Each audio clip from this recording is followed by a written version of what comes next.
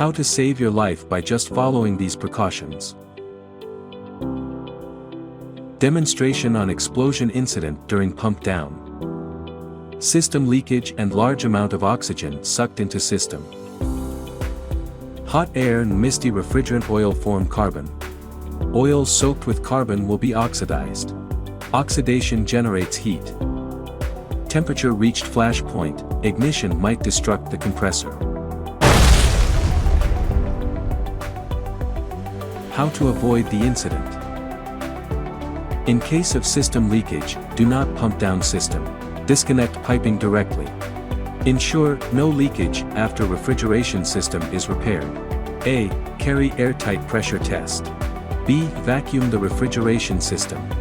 During pump down, ensure the valves, including the manifold gauge, are properly and tightly closed.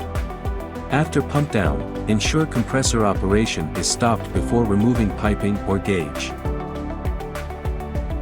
Please read and understand the warning sticker located at the outdoor unit compressor. Do not use refrigerant and oils other than prescribed by a compressor maker.